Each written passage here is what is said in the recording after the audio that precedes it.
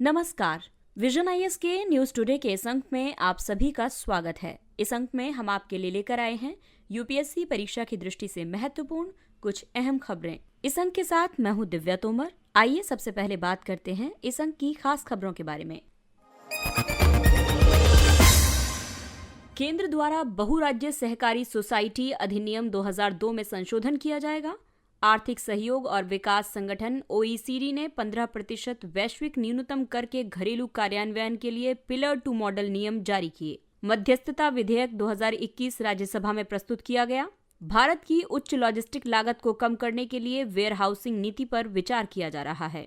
परिसीमन आयोग ने जम्मू के लिए 6 और कश्मीर घाटी के लिए एक अतिरिक्त सीट का प्रस्ताव रखा है। और एक अध्ययन के अनुसार हिमालय के हिमनद तेजी से पिघल रहे हैं। और आइए अब खबरों पर विस्तार से चर्चा करते हैं। इस अंक की सबसे पहली खबर सहकारिता से संबंधित है। दरअसल केंद्र द्वारा बहुराज्य सहकारी सोसाइटी यानी मल्टी स्टेट कोऑपरेटिव सोसाइटी अधिनियम 2002 में संशोधन किया जाएगा। सहकारी का एक विषय है, लेकिन चीनी, दुग्ध, बैंक आदि से संबंधित कई समितियां हैं जिनके सदस्य एवं संचालन के क्षेत्र एक से अधिक राज्यों में विस्तारित हैं। ऐसी सहकारी समितियों से संबंधित कानून को मजबूत करने के लिए MSCS यानी मल्टी स्टेट कोऑपरेटिव सोसाइटी अधिनियम बनाया गया था। इन समितियों के निदेशक मंडल में उन सभी राज्यों का प्रतिनिधित्व होता है जिनमें वे कार्य करते हैं। इन समितियों का प्रशासनिक और वित्तीय नियंत्रण केंद्रीय रजिस्ट्रार के पास होता है। इसलिए राज्य सरकार का कोई भी अधिकारी इन पर कोई नियंत्रण नहीं रख सकता है। इस कानून के लागू होने के बाद से अब तक ऐसी 1479 सोसाइटियों को पंजीकृत किया जा चुका है, जिनमें से 9 का पंजीकरण रद्द भी किया गया है। महाराष्ट्र में इन सोसाइटीज की संख्या सबसे ज्यादा है। इसके बाद उत्तर प्रदेश और नई दिल्ली का स्थान है। हालांकि मल्टी स्टेट कोऑपरेटिव सोसाइटी अधिनियम से जुड़े कई मुद्दे भी मौजूद हैं। पारदर्शिता सुनिश्चित करने के लिए दिन प्रतिदिन के सरकारी नियंत्रण और निगरानी एवं संतुलन का अभाव। आपको बता दें कि राज्य सहकारी समितियों को राज्य रजिस्ट्रार के समक्ष अनेक रिपोर्ट प्रस्तुत करनी होती हैं। वहीं MSCS को इसकी आवश्यकता नहीं होती है। राज्य स्तर पर कोई अधिकारी या कार्यालय नहीं होने के कारण जमीनी स्तर पर बुनियादी ढांचे का अभाव है। साथ ही अधिकांश कार्य ऑनलाइन या पत्राचार के माध्यम से किए जा रहे हैं। इससे पहले MCSC सहित सहकारी समितियों के कामकाज में पारदर्शिता और निष्पक्षता लाने के लिए सहकारिता मंत्रालय का गठन किया गया था। अगली खबर पेपर 2 के महत्वपूर्ण संगठन से जुड़ी है। आर्थिक सहयोग और विकास संगठन ने 15% वैश्विक न्यूनतम कर यानी GMT के घरेलू कार्यान्वयन के लिए पिलर 2 मॉडल नियम जारी किए। ये मॉडल नियम 2 पिलर समाधान को लागू करने के लिए एक सुस्पष्ट ढांचा प्रदान करते हैं। इसका उद्देश्य सरकारों को अर्थव्यवस्था के डिजिटलीकरण और वैश्वीकरण से उत्पन्न होने वाली कर चुनौतियों का समाधान करना है। आपको बता दें कि वर्ष 2021 में 137 देशों द्वारा 2 पिलर समाधान पर सहमति व्यक्त की गई थी। इसे आधार शरण और लाभ स्थानांतरण यानी BEPS पर आर्थिक सहयोग और विकास संगठन या G20 द्वारा निर्मित समावेशी ढांचे के तहत अपनाया गया था। BEPS का उपयोग कर नियोजन रणनीतियों का वर्णन करने के लिए किया जाता है, जो कई अधिकार क्षेत्रों के कर नियमों के बीच विद्यमान असंगतता और अंतराल का लाभ उठाते हैं। मॉडल नियम वैश्विक आधार शरण रोधी नियमों के लिए तंत्र निर्धारित करते हैं। इसको शॉर्ट फॉर्म में ग्लोब कहा जाता है। ये नियम वर्ष 2022 में घरेलू कानून में ग्लोब नियमों को शामिल करने के लिए देशों की सहायता करेंगे। ग्लोब नियमों का उद्देश्य ये सुनिश्चित करना है कि बड़े बहुराष्ट्रीय उद्यम समूह उस प्रत्येक क्षेत्राधिकार में अर्जित होने वाली आय पर कर के इस न्यूनतम स्तर का भुगतान करेंगे जिसमें वे परिचालन करते हैं। जब भी प्रभावी कर दर न्यूनतम 15% की दर से कम होगी, ये नियम किसी भी अधिकार क्षेत्र में अर्जित लाभ पर लागू होने के लिए टॉप अप टैक्स का निर्धारण करेंगे। 750 मिलियन यूरो से अधिक राजस्व वाले MNEs पर GMT लागू होगा। इससे वार्षिक रूप से अतिरिक्त वैश्विक कर राजस्व में लगभग $150 बिलियन सृजित होने का अनुमान है। प्रस्तावित समाधान में 2 घटक शामिल हैं। पिलर 1 ये सुनिश्चित करता है कि डिजिटल कंपनियों सहित बड़े मल्टीनेशनल एंटरप्राइजेज जहां वे परिचालन करते हैं और लाभ अर्जित करते हैं, वहां कर का भुगतान करेंगे। पिलर 2 ये सुनिश्चित करने का प्रयास करता है कि बड़े मल्टीनेशनल एंटरप्राइजेज वर्तमान में 15% की दर पर कम से कम 1 GMT का भुगतान करें।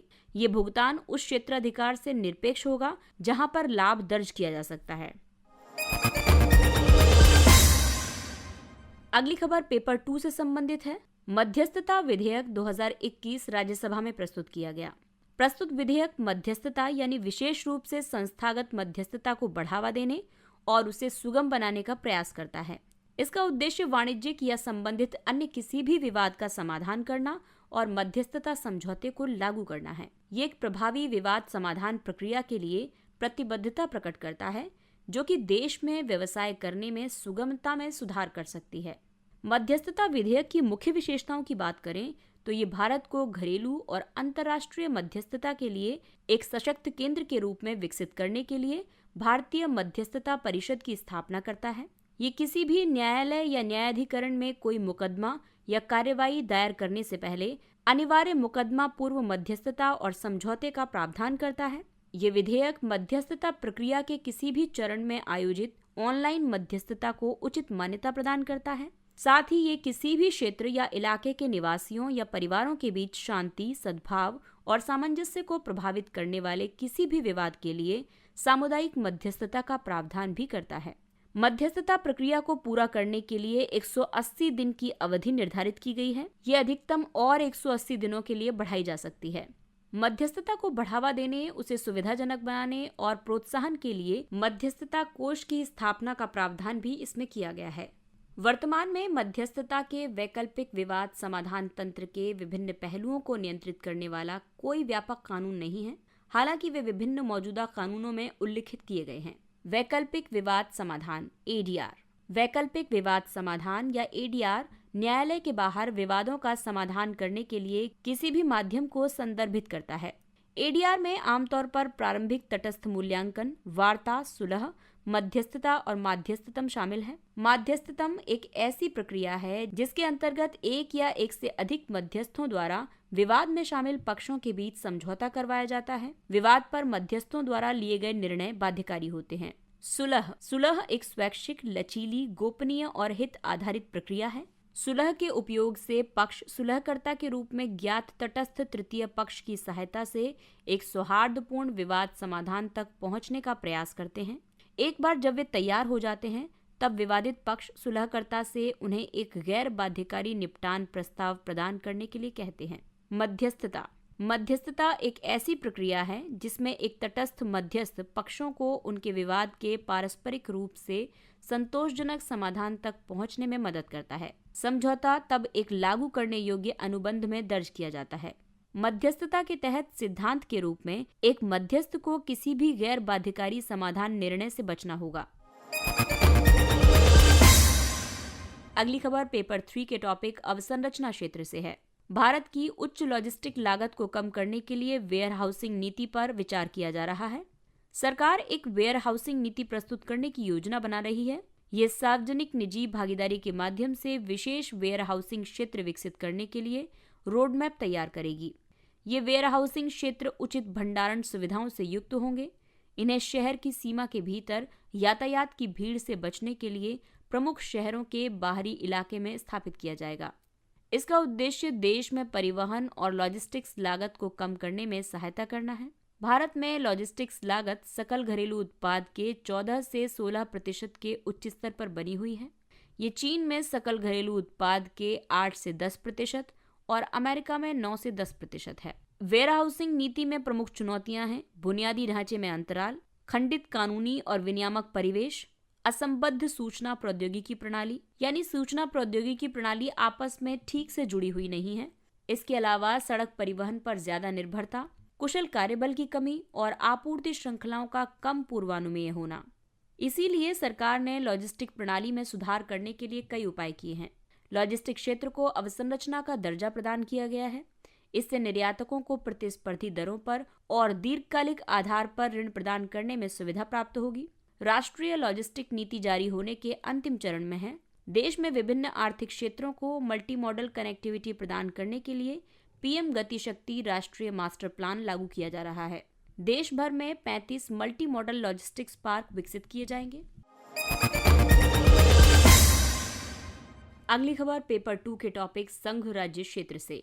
परिसीमन आयोग ने जम्मू के लिए 6 और कश्मीर घाटी के लिए एक अतिरिक्त सीट का प्रस्ताव रखा है। अगस्त 2019 में केंद्र ने अनुच्छेद 370 को निरस्त करने और जम्मू और कश्मीर के विशेष दर्जे को रद्द करने के बाद जम्मू कश्मीर पुनर्गठन अधिनियम 2019 के तहत परिसीमन आयोग की स्थापना की थी। यदि इस प्रस्ताव को मंजूरी दी जाती है तो जम्मू कश्मीर में विधानसभा की कुल सीटें 83 से बढ़कर 90 हो जाएंगी। जम्मू में 43 और कश्मीर में 47 होंगी, जबकि इससे पहले की स्थिति में जम्मू में 37 सीटें थीं और कश्मीर में 46 सीटें थीं। अतिरिक्त 24 सीटें पाकिस्तान के नियंत्रण वाले पीओके के लिए आरक्षित करने का प्रस्ताव है। परिसीमन किसी देश या राज्य में विधायी निकाय वाले क्षेत्रीय निर्वाचन क्षेत्रों की सीमाओं का निर्धारण करने की प्रक्रिया है। ये एक उच्च शक्ति प्राप्त निकाय को सौंपा गया है, जिसे परिसीमन आयोग या सीमा आयोग के रूप में जाना जाता है। अनुच्छेद 82 के तहत संसद विधि द्वारा प्रत्येक जनगणना के बाद परिसीमन आयोग की स्थापना का उपबंध करेगी। अनुच्छेद 170 के तहत राज्यों को प्रादेशिक निर्वाचन क्षेत्रों में विभाजित किया जाता है। भारत में वर्ष 1952, 1963, 1973 और 2002 में 4 बार परिसीमन आयोग का गठन किया जा चुका है। इसे राष्ट्रपति द्वारा नियुक्त किया जाता है। इसके आदेशों में एक अधिनियम की शक्ति होती है और इसे किसी भी न्यायालय के समक्ष चुनौती नहीं दी जा सकती है। परिसीमन आयोग में 3 सदस्य होते हैं। अध्यक्ष के रूप में सर्वोच्च न्यायालय के सेवारत या सेवानिवृत्त न्यायाधीश होते हैं। मुख्य चुनाव आयुक्त या सीईसी द्वारा नामित चुनाव आयुक्त होते हैं। इसके अलावा संबंधित राज्य या संघ राज्य क्षेत्र के राज्य चुनाव आयुक्त इसमें सदस्य होते हैं। अगली खबर पेपर 3 के टॉपिक जलवायु परिवर्तन से संबंधित है। एक अध्ययन के मुताबिक हिमालय के हिमनद तेजी से पिघल रहे हैं। हाल के निष्कर्षों के मुताबिक हिमालय के हिमनद एक असाधारण दर से पिघल रहे हैं, क्योंकि वहां की विशाल हिम परतें पिछली 7 शताब्दियों की तुलना में पिछले 40 वर्षों में 10 गुना तीव्रता से संकुचित हो रही हैं। अंटार्कटिका और आर्कटिक के बाद हिमालय पर्वत श्रृंखला विश्व में हिमनदों के मामले में तीसरे स्थान पर है। इस कारण इसे तीसरा ध्रुव भी कहा जाता है। अध्ययन में ये भी पाया गया है कि न्यूजीलैंड, ग्रीनलैंड और पैटागोनिया के बड़े हिमनदों की तुलना में हिमालय में हिमनद अधिक तेजी से पिघल रहे हैं। इनमें पहचाने गए कारणों की बात करें तो ग्रीन हाउस गैस उत्सर्जन, क्षेत्रीय जलवायु कारकों आदि की वजह से वैश्विक तापमान में वृद्धि हुई है। आइए अब आपको बताते हैं हिमालय के हिमनदों के पिघलने का प्रभाव। इससे हिमस्खलन बढ़ेगा, बाढ़ बढ़ेगी, दक्षिण एशिया में लोगों के समक्ष कृषि के बाधित होने का खतरा बढ़ेगा, बाढ़ का खतरा एवं तटीय समुदायों द्वारा सामना की जाने वाली संबंधित समस्याएं बढ़ेंगी। संबंधित अवधारणा के रूप में काराकोरम विसंगति को हिमालय की अन्य निकटवर्ती पर्वत श्रृंखलाओं और विश्व की अन्य पर्वत श्रृंखलाओं में हिमनदों के पीछे हटने के विपरीत केंद्रीय काराकोरम श्रेणी में हिमनदों की स्थिरता या विषम वृद्धि कहा जाता है। आइए अब बात करते हैं कुछ संक्षिप्त लेकिन परीक्षा की दृष्टि से महत्वपूर्ण कुछ अन्य खबरों की। लोकसभा द्वारा चुनाव कानून संशोधन विधेयक 2021 पारित किया गया। विधेयक लोक प्रतिनिधित्व अधिनियम 1950 के विभिन्न धाराओं में संशोधन का प्रावधान करता है, जैसे मतदाता सूची को आधार संख्या से जोड़ने का प्रावधान, लोगों को मतदाता के रूप में नामांकित करने के लिए प्रत्येक वर्ष 4 कट ऑफ तिथियां रखने का प्रावधान, विधियों को लिंग तटस्थ बनाना, निर्वाचन से संबंधित किसी भी प्रयोजन के लिए परिसर की आवश्यकता को सक्षम करना। इस टॉपिक पर अधिक जानकारी के लिए आप 16 दिसंबर का न्यूज टुडे का अंक फिर से सुन सकते हैं। अगला है एनडीपीएस संशोधन विधेयक 2021। हाल ही में संसद ने स्वापक औषधि और मनः प्रभावी पदार्थ एनडीपीएस संशोधन विधेयक 2021 को मंजूरी प्रदान की। ये विधेयक एनडीपीएस अधिनियम 1985 में संशोधन करता है और मूल कानून में वर्ष 2014 के संशोधन द्वारा एक विसंगति को सुधारने का प्रयास करता है। मूल कानून में मादक परिवहन और लाइसेंस में राज्य की बाधाओं को दूर करना शामिल किया गया है। इस खबर के बारे में भी ज्यादा जानकारी के लिए आप 7 दिसंबर 2021 का न्यूज टुडे अंक फिर से सुन सकते हैं। सतत शहरी विकास और सेवा वितरण कार्यक्रम। भारत और एशियाई विकास बैंक यानी एडीबी ने शहरी सेवाओं तक पहुंच में सुधार के लिए $350 मिलियन के ऋण पर हस्ताक्षर किए हैं। सतत शहरी विकास कार्यक्रम राष्ट्रीय स्तर पर शहरी सुधारों के लिए आवश्यक नीतियां और दिशा निर्देश स्थापित करेगा। सेवा वितरण कार्यक्रम राज्य और सहकारी स्थानीय निकाय पर विशिष्ट सुधार कार्य और कार्यक्रम प्रस्ताव प्रस्तुत करेगा। एडीबी आवासन और शहरी कार्य मंत्रालय को ज्ञान और सलाहकार संबंधी सहायता प्रदान करेगा। ये विशेष रूप से चयनित निम्न आय वाले राज्यों में शहरी स्थानीय निकायों का भी समर्थन करेगा। विज्ञान की संस्कृति को बढ़ावा देने के लिए योजना। स्पोक्स के तहत संस्कृति मंत्रालय के अधीन एक स्वायत्त संगठन राष्ट्रीय विज्ञान संग्रहालय परिषद ने संपूर्ण देश में विज्ञान शहरों या विज्ञान केंद्रों या नवाचार केंद्रों की एक श्रृंखला विकसित की है। इसका उद्देश्य विज्ञान और प्रौद्योगिकी के विकास और उद्योग तथा मानव कल्याण में उनके अनुप्रयोग को चित्रित करना, विज्ञान के शिक्षकों या विद्यार्थियों या युवा उद्यमियों और अन्य के लिए प्रशिक्षण कार्यक्रमों का आयोजन करना। इसके अलावा देश के विभिन्न हिस्सों में विशेष रूप से ग्रामीण क्षेत्रों में और अधिक नवाचार केंद्रों के निर्माण को उत्प्रेरित करना है। Canine parvo virus CPV. Amravati शहर में पालतू और आवारा कुत्ते सीपीवी से प्रभावित हुए हैं। ये एक अत्यधिक संक्रामक वायरल रोग है जो कुत्ते के बच्चों और कुत्तों के लिए भी प्राणघातक हो सकता है। ये एक संक्रमित कुत्ते के सीधे संपर्क में आने या किसी दूषित वस्तु के अप्रत्यक्ष संपर्क से फैलता है। पार्वो वायरस का कोई इलाज नहीं है। कुत्तों का टीकाकरण ही इस वायरस के संक्रमण से बचा सकता है। पार्वो वायरस B19 केवल मनुष्यों को संक्रमित करता है। Killer robot. संयुक्त राष्ट्र का एक सम्मेलन युद्ध के मैदान पर किलर रोबोट्स के उपयोग को विनियमित करने में विफल रहा है। किलर रोबोट में ऐसी मशीनें शामिल हैं जो बिना किसी मानवीय भागीदारी के अपने निर्णय ले सकती है। सामूहिक रूप से ये हथियार घातक स्वायत्त हथियार प्रणालियों के अंतर्गत आते हैं। इनमें बम, कुत्ते जैसे रोबोट आदि शामिल हो सकते हैं। इसमें ड्रोन शामिल नहीं हैं जो पायलटों द्वारा दूर से मानव युक्त होते हैं। हालांकि इसके लाभ भी हैं, जैसे कि ये युद्ध के मैदान में मानव सैनिकों की संख्या को कम करने में मदद करेगा, जिन्हें अक्सर अधिक कुशल माना जाता है। ये रोबोट ऐसे इलाकों को आसानी से पार कर सकते हैं जो मनुष्यों के लिए पार करने में कठिन हो सकते हैं। S-400 वायु रक्षा प्रणाली। भारत ने चीन और पाकिस्तान दोनों की ओर से हवाई खतरों से निपटने के लिए पंजाब सेक्टर में इस तरह की पहली प्रणाली तैनात की है। S-400 वायु रक्षा प्रणाली रूस की चौथी पीढ़ी की लंबी दूरी की सतह से हवा में मार करने वाली मिसाइल प्रणाली है। ये एक स्तरित रक्षा प्रणाली यानी कि लेयर्ड रक्षा प्रणाली बनाने के लिए 3 प्रकार की मिसाइलों को दागने में सक्षम है। ये प्रणाली 4 अलग अलग मिसाइलों से लैस है। ये शत्रु के विमानों, बैलिस्टिक मिसाइलों और airborne warning and control system विमानों को 400 किलोमीटर, 250 किलोमीटर, मध्यम दूरी के 120 किलोमीटर और कम दूरी के 40 किलोमीटर तक मार कर सकती है। ये 9 से 10 सेकंड की प्रतिक्रिया समय में एक बार में 80 लक्ष्य को निशाना बना सकती है। निकेल। निकोमेट के अधिग्रहण के साथ वेदांता भारत में निकेल का एकमात्र उत्पादक बन गया है। निकेल एक श्वेत चांदी जैसे रंग की सख्त, आघात वर्धनीय और तन्य धातु है। ये एक सामरिक महत्व का खनिज है। इसका इस्तेमाल स्टेनलेस स्टील और इलेक्ट्रिक वाहनों के लिए बैटरी के विनिर्माण में होता है। निकेल में उच्च विद्युत क्षमता और तापीय चालकता पाई जाती है। ये ऑक्सीकरण और जंग के विरुद्ध प्रतिरोधकता उत्पन्न करता है। हाल ही में पंजाब में विलुप्त हो रही घड़ियाल प्रजाति को बचाने के उद्देश्य से ब्यास संरक्षण रिजर्व में इनका पुनः अधिवास कराया जा रहा है। घड़ियालों की आयुसीयन स्थिति क्रिटिकली एंडेंजर्ड की है। ये मगरमच्छ की एक प्रजाति है। भारत में पाए जाने वाले अन्य प्रकारों में शामिल है मगरमच्छ और खारे पानी के मगरमच्छ। घड़ियालों के सामने प्रमुख खतरे हैं अधिवास स्थान में परिवर्तन, शिकारों की उपलब्धता की कमी और शरीर के अंगों के उपयोग के लिए इनका अवैध शिकार। आइए अब बात करते हैं सुर्खियों में रहे स्थान के बारे में। चिली की राजधानी सेंटियागो है। हाल ही में गैब्रियल बोरिक चिली के अब तक के सबसे कम आयु के राष्ट्रपति बने हैं।